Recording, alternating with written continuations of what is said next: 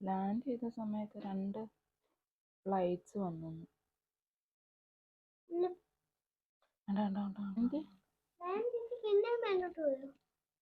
ഒരെണ്ണം മേലോട്ട് പോയി, ഒരെണ്ണം താഴോട്ട് വന്നു.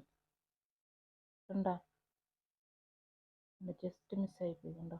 എല്ലാവരും അത് കൂട്ടിയിടിച്ച്.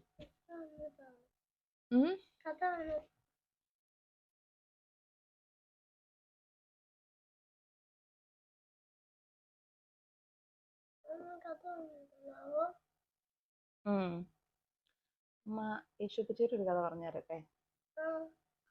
ഓക്കെ.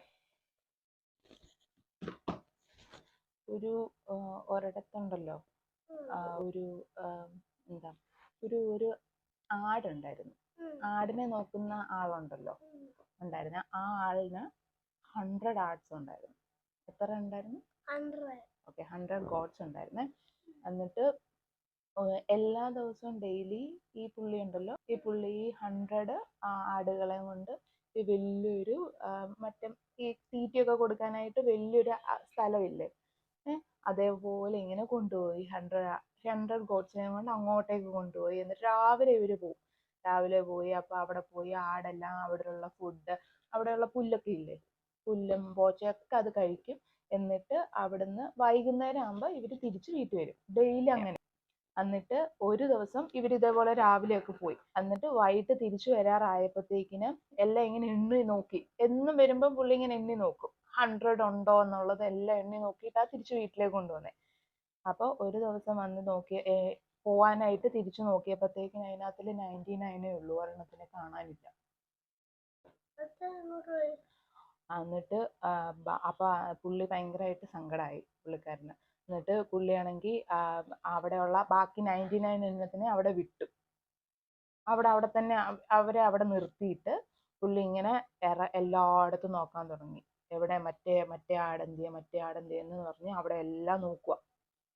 എന്നിട്ട് നോക്കി പുള്ളി അവിടെ എല്ലാം ഇങ്ങനെ അരിച്ചു പറക്കി നോക്കുകയാണ്. ഓരോ സ്ഥലത്തും ഇങ്ങനെ പോയി അവിടെ ഉണ്ടോ നോക്കി, ഇവിടെ ഉണ്ടോ നോക്കി, അങ്ങനെ ഇങ്ങനെ നോക്കി വന്നപ്പോഴത്തേക്കിന് മുള്ളൊക്കെ ഉള്ള ഒരു സ്ഥലമില്ലേ, മുള്ളൊക്കെ ഉള്ള സ്ഥലത്ത് ഒരു ചെറിയൊരു ആടിനെയാണ് കാണാതെ പോയത്. ഒരു കുഞ്ഞ് ആട് വന്നിട്ട് ആ മുള്ളിനകത്തില് ഇങ്ങനെ കിടക്കുക. മുള്ളിനകത്തില് വേഗം പിന്നെ ആ പുള്ളി ഉണ്ടല്ലോ, പുള്ളിക്കാരൻ പോയിട്ട് ആ ആടിനെ അവിടെ നിന്ന്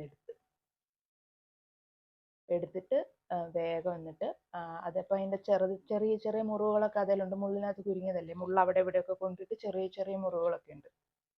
ഓക്കെ. അപ്പൊ എന്നിട്ട് അതിനെ വേഗം എടുത്തിട്ട് അതിനെ ഹെൽപ്പ് ചെയ്തു. എന്നിട്ട് അതിൻ്റെ മുറിവെല്ലാം എല്ലാം തുടച്ച് കളഞ്ഞിട്ട് അതിനെ വീട്ടിൽ കൊണ്ടുവന്ന് മറ്റേ ആടിൻ്റെ കൂടെ എല്ലാം കൂടെ നിർത്തി. അപ്പൊ 100 ആടായി. സൂപ്പർ ആയില്ലേ? ഇത് എന്നാന്നറിയാവോ? ഇത് യേശുപ്പച്ചി ബൈബിളിൽ പറഞ്ഞേക്കുന്നത്. ഈ ആടെന്നുള്ളത് എന്നാന്നറിയാവോ? ഈ 100 ആടുണ്ടല്ലോ, ഈ ആടെന്നൊക്കെ ഉള്ളതെല്ലാം നമ്മളാ. ആ ആടിനെ നോക്കുന്ന പുള്ളിക്കാരനുണ്ടല്ലോ, അതാ ദൈവം. മനസ്സിലായോ? അത് ദൈവം. ആടെന്ന് പറയുന്നതെല്ലാം നമ്മളാൾക്കാരാ.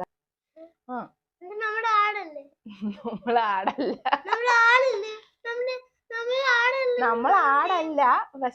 പക്ഷെ ദൈവം ബൈബിളിനകത്ത് അങ്ങനെയാ പറയുന്നത്. നമ്മളിങ്ങനെ തിങ്ക് ചെയ്യണം. ആടിന് പകരം അല്ല നമ്മളാ. ആടിനെ നോക്കാൻ ഉള്ള ആള് ദൈവം. അപ്പം നമ്മൾ ഇപ്പൊ എന്തെങ്കിലും ചീത്ത പറയുവോ എന്തെങ്കിലും പറയാതെ അനുസരിക്കാതിരിക്കുകയോ ഒക്കെ ചെയ്തു കഴിഞ്ഞാൽ ഇപ്പം ദൈവം ഇങ്ങനെ വന്നിട്ട് പൊന്നുവിനെ ഹെൽപ്പ് ചെയ്യും. അങ്ങനെ പറയല്, അതെല്ലാം നല്ലത് ചെയ്യണം. ഇപ്പൊ പൊന്നു ഇപ്പം വീഴാൻ പോയിട്ടുണ്ടെന്നുണ്ടെങ്കിൽ വീണ് കഴിയുമ്പോഴത്തേക്കിനും അവിടെ മുറിവെല്ലാം വേഗം ഉണക്കത്തില്ലേ, എല്ലാം പെട്ടെന്ന് തന്നെ അവിടെ കഴിഞ്ഞു പോത്തില്ലേ.